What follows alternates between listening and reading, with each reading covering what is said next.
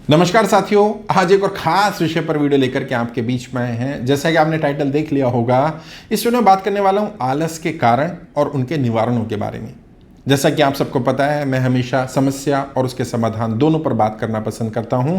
मेरा मानना यह है कि समस्या पर बहुत बातें हो गई, बहुत बातें की जा चुकी हैं समस्याओं के बारे में। अब समय है हम समाधानों पर बात करें। तो समस्या क्या है? समस्या आलस है। मेरे फॉलोअर हैं फेसबुक पर और उन्होंने मुझे एक कमेंट किया मैसेंजर पर। उन्होंने कहा कि सर, आलस बहुत आता है, जीवन में बहुत कुछ करना चाहता हूँ, बहुत बड़ा बनना है, बहुत बड़े बड़े सपने हैं, आपकी सारी बातें समझ में भी आती हैं, लेकिन आलस हावी हो जाता है। तो क्या किया जाए? दोस्तों, सच्चाई पता है क्या है? यदि किसी व्यक्ति के सपने बड़े हों और उसके सपने उसके अंदर एक बर्निंग डिजायर, एक किलर इंस्टिंक्ट पैदा करते हों, तो मैं मान ही नहीं सकता कि उसे आलस आ जाए। आलस का एकमात्र प्राइमरी कारण पता है क्या है? प्राइमरी कारण यह है कि आपके अंदर अपने सपने को लेकर के जोश और जुनून की कमी है। यदि आपके अंदर जोश और जुनून भरपूर होगा ना अपने सपने के लिए, तो मैं मान ही नहीं सकता कि आलस आप पर हावी हो जाए। आलस का एकमात्र कारण है अपने सपने पर भरोसा ना होना, अपने सपनों से प्यार ना होना। और जो एपीजे अब्दुल कलाम साहब ने कहा था, सपने वो नहीं है जो हम सोते में देखते हैं, सपने वो जो हम जागते हुए खुली आंखों से देखते हैं। जी हाँ, सपने वो नहीं होते जो हम सोते में देखते हैं। सपना तो वो होता है जो हमें सोने ही नहीं देता। उठते बैठते चलते फिरते बस एक आग लगी रहती है, मुझे सफल होना है, मुझे कामयाब होना है, और मुझे सफल होने से दुनिया की कोई ताकत नहीं रोक सकती।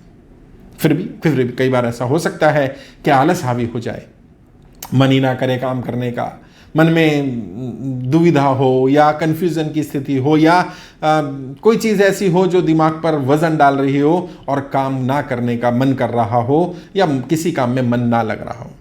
तो क्या करें? आलस का कारण को तो मैंने बता दिया आपको कि मेन कारण तो है सपने के साथ उतना अटैचमेंट ना होना, सपने से उतना प्यार ना होना। लेकिन कई बार नेचुरली होता है। तो सबसे पहले तो चेक करिए, क्या आपका शरीर स्वस्थ है? कई बार ऐसा होता है, हमें लग रहा है वो आलस है, लेकिन वो किसी बीमारी के कारण है। कई बार ऐसा होता है, हमें मालूम नहीं हमारा ब्लड प्रेशर बढ़ा हुआ है, हमें मालूम नहीं है हमारा शुगर लेवल बढ़ा हुआ है, तो अपना मेडिकल चेकअप कराइए। और मैं हर किसी को रिकमेंड करता हूं, जिनकी भी उम्र 30 वर्ष से अधिक हो गई है, हर 5 वर्ष में फुल बॉडी चेकअप कराएं अपना। जिनकी उम्र 50 वर्ष से अधिक हो गई है, हर 2 वर्ष में अपना फुल बॉडी चेकअप कराएं। और जिनकी उम्र 60 वर्ष से उससे अधिक है, हर साल अपना फुल बॉडी चेकअप कराएं, क्योंकि पता तो चले कि शरीर कितना घिस गया। जिस पर इतनी बड़ी इमारत खड़ी करने की सोच रहे हैं, इतने बड़े सपने, इतनी बड़ी सोच, इतना बहुत कुछ करना है, क्या वो शरीर हमारा साथ देगा उतने बड़े सपनों के लिए? क्या हमारा शरीर तैयार है उतनी बड़ी लड़ाई के लिए? और नहीं है तो हमें अपने शरीर का ध्यान रखना चाहिए।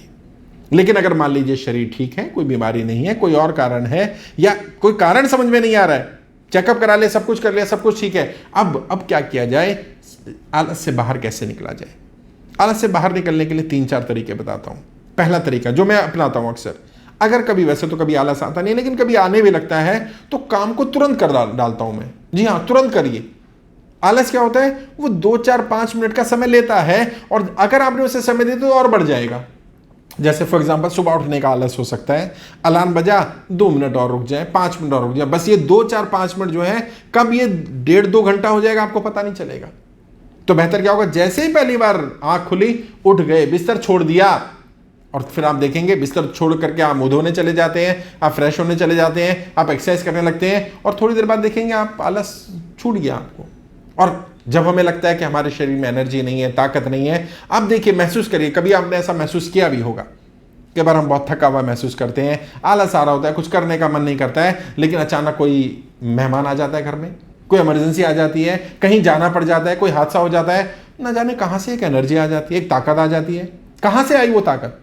वो ताकत हमारे शरीर के अंदर ही थी, क्योंकि हमारा शरीर रिजर्व करके रखता है ताकत को। उस ताकत को इस्तेमाल करने की आदत हमें रेगुलर रूटीन में डालनी है। तो रेगुलर रूटीन में कैसे डालेंगे? दूसरा तरीका है, आलस ना आए या आलस पर काबू पाया जा सके, कि आप जिस भी काम को करें, उस काम को पूरी शिद्दत, पूरी मेहनत, पूरी ईमानदारी से करें। और ये शरीर के बारे में जानने की कोशिश करिए। ये शरीर आराम पसंद है। अगर आप इसको आराम देंगे, कंफर्ट जोन में डालेंगे, ये और ज्यादा कंफर्टेबल होना चाहेगा। इसको अनकंफर्टेबल रखिए। मुझे लोग कहते हैं कि आप गर्मी में भी कोट पहने रहते हैं। हाँ, क्यों? क्योंकि मैंने अपने शरीर को ऐसी ही आदत डाली है, मुझे एयर कंडीशन की जरूरत नहीं पड़ती है।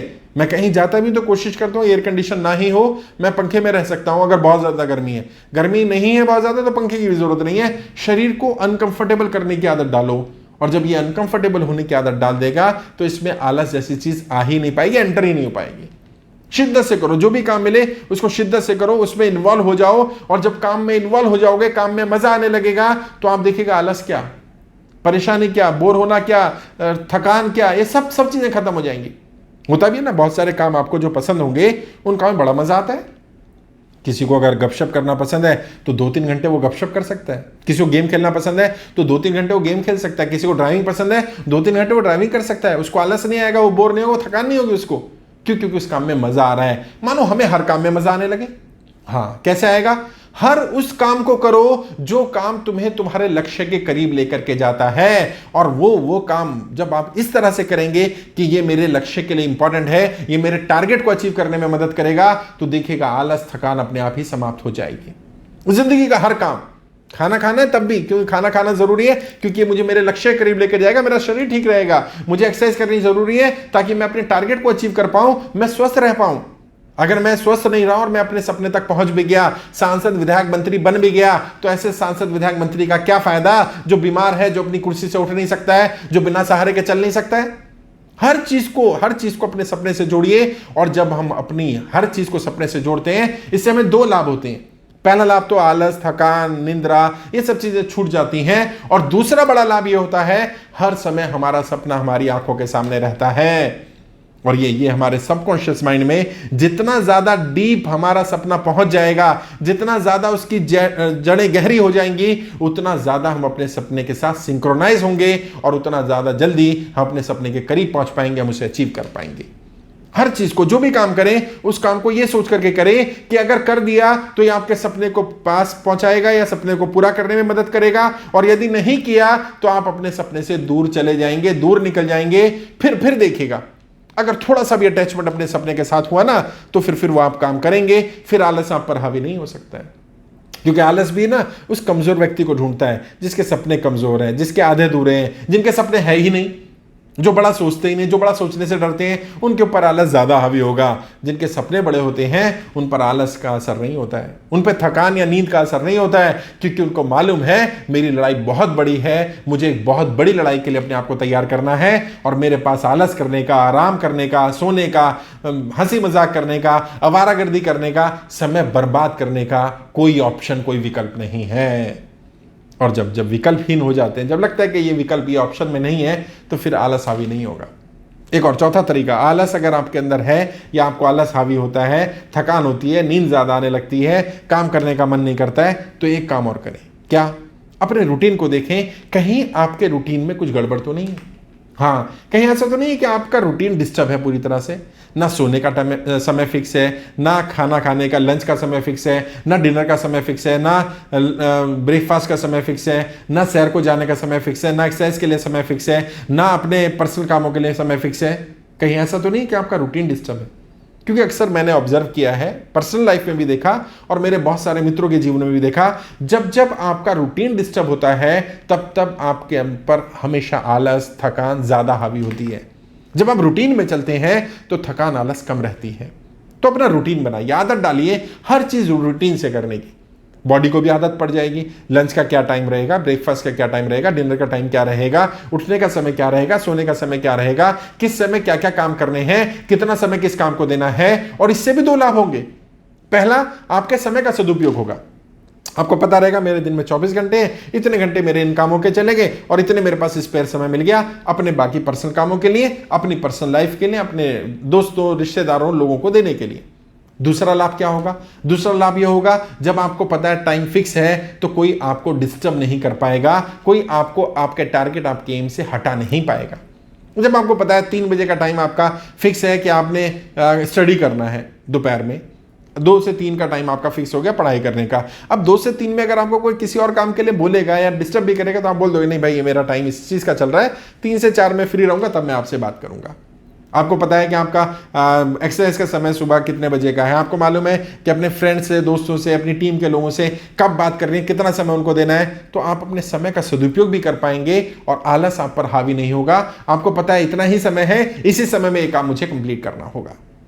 तो मैंने कोशिश की कुछ तरीके बताने की, कैसे आलस हावी होता है और आलस पर काबू कैसे पाया जा सकता है, क्योंकि मेरा मानना यह है समस्या और समाधान दोनों पर बात हो, समाधानों पर ज्यादा बात होनी चाहिए, समस्याओं पर कम बात होनी चाहिए। मैंने इस वीडियो में कुछ समाधान देने की कोशिश की है। फिर भी कोई डाउट है, कोई और टॉपिक पर वीडियो चाहिए, कुछ और पूछना चाहते हैं, कोई और सवाल है मन में, तो आप डायरेक्ट मुझसे बात कर सकते हैं। वीडियो के डिस्क्रिप्शन में मेरा फोन नंबर मिल जाएगा, डायरेक्ट मुझसे बात करिए। अगर फेसबुक पर देख रहे हैं मुझे तो मेरे पेज पर जाइए, कमेंट बॉक्स में मैसेज में लिखिएगा, मैसेज पर भी फोन नंबर मिल जाएंगे, डिटेल मिल जाएगी। मेरे चैनल पर आपको जाकर के यूट्यूब पर भी डिटेल मिल जाएगी। कोशिश करूंगा आगे भी आपको गाइड करता रहूं। आज के लिए इतना ही। आपके उज्जवल राजनीतिक भविष्य के लिए हार्दिक शुभकामनाएं। जय हिंद, जय भारत।